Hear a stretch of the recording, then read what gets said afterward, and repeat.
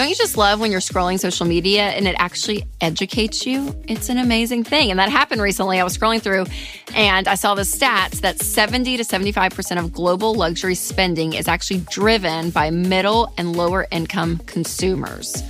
So if this is true, which is just wild, let's talk about why this is and how we can prevent that in 3 simple steps. Now, before we jump in, make sure to like, subscribe, and share this episode with a friend.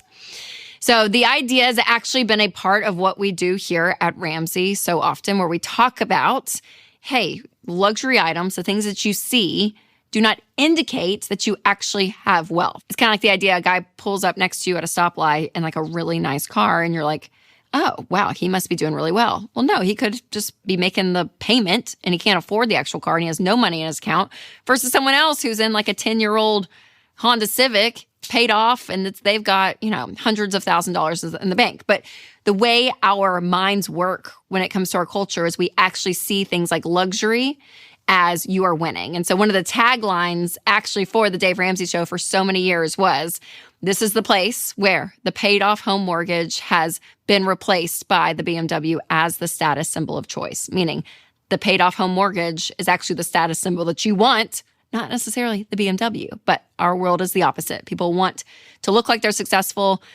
regardless or not whether they're actually doing well financially. So when there are labels out there, you guys, and you see like brands and people are kind of flaunting them and all of that, like it says something, right? And so this whole idea of quiet luxury versus like loud spending, if you will, and flaunting has really become a trend. And I kind of actually appreciate it because the truth is there are thousands of reasons why people might have nice things, right? You might see someone and you're like, oh yeah, maybe they saved up and paid for it. Maybe they used debt to buy it. Maybe it was a gift. Maybe they bought it at a secondhand, consignment online store. Maybe it was a family heirloom. Maybe their spouse makes a lot more money than maybe you realize, right? So like, the idea is we don't know what is going on out there, but when these labels scream out like, oh my gosh, success, success, success, I want us to pump the brakes and remember actually stealth wealth is kind of the way to go. We're like, okay, I don't need all the labels and the things. And some people actually think designer labels are becoming a little tackier, where minimalist styles is actually kind of like this rich aesthetic. So who knows what's going to happen in the future, but I like this style and this trend of like, hey, we don't need all the flashy stuff going under the radar. It's actually a really good thing. So that's why I want us to keep in mind 3 things next time you're caught maybe in a judgmental spiral about someone's life choices where you see something and you think either, oh my gosh, look how wealthy they are, look how great they are, or like, gosh, they must be so successful because it looks like it, because that's not always the case. So number 1, remember, you don't know anyone's story but your own.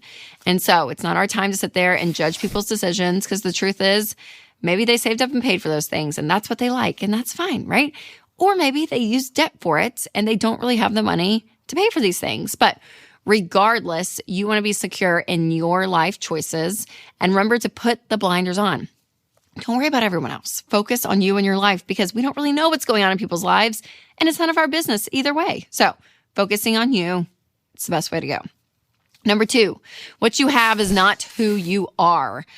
And this is so difficult again because everyone wants to feel successful or look successful, look like they're doing well, all the things, but those outward appearances are not always the case. And what happens is those outward things can start to become who we are and what we believe our value is. So we just went to this nice hotel over a holiday weekend recently and we were leaving and I swear like 10 people that passed us, I was like, wow, meaning like they look like very put together and designer, everything from shoes to belts to purses. I mean, the whole thing. Everyone, and like I had this moment, I'm like, oh my gosh, everybody like is doing really well and we look homeless. Like my kids are in like mixed match outfits or whatever. They just dress themselves. We're heading to the airport.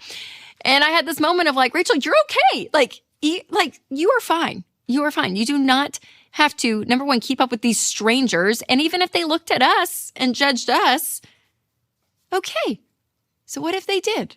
I don't even know where those people are right now, right? That you have a momentary passing. So the moment you start to feel insecure or like, oh my gosh, do we fit into where we are? Like throw all that out the window, okay? So remember, who you are is so much more important than what you present. So The character part of life, you guys, is huge, where I feel like we spend so much time on the external that it really erodes who we really are. So focusing on you and your character is massive. So practicing contentment as well is going to help you so much. So finding gratitude and humility. So remember, what you have is not who you are. Now, there is one thing that anyone at any income level can do that is pretty much free of judgment. Now, before I tell you what that is, I do want to tell you about one of our sponsors, Delete Me. If you don't remove your personal data from the internet, it's basically like a billboard out there for everyone to see. Your name, your address, your email, even your kids' names that are out there on sketchy data broker websites. And these data brokers collect your data, sell it, and that puts you at risk for scams and fraud. But here's the good news. Delete Me removes your data and helps protect you from phishing, harassment, and other online threats. Winston and I use Delete Me, and it saves us so much time and worry. So you guys, your family's safety and financial security are way too important to leave exposed. So sign up for Delete Me and take control. Go to joindeleteme.com/Rachel for 20% off, bring your monthly costs to under $9. Or you can click the link in the description. All right, the third thing to always remember when you are buying anything, whether it is quiet luxuries or maybe something at Walmart, is pay cash. Okay, paying cash and using your money for stuff is going to allow lower stress and keep you in check with your reality. Because I do think when you live a life of debt, it can kind of take you out of the reality of what is true for you in your actual money situation. But when you pay with your own money, it keeps you present. Now, if this feels kind of daunting and it feels like, oh my gosh, like this feels too much, I have been living with debt, or maybe I'm not used to living within my means, then I highly recommend EveryDollar. It's a budgeting app, and it's fantastic because it helps you look at all of your expenses in different categories and know where your money is going to make sure that your money and your income is going to the things that you actually value and want. So make sure to check that out. Now, if you have ever felt like once you've made a certain income, all your problems are going to disappear. Well, if that's you, make sure to check out this episode, Why Your Income Doesn't Guarantee Wealth. You can click right here to watch that. Or if you're listening on podcast, I'll put a link below. All right, you guys remember to take control of your money and create a life you love.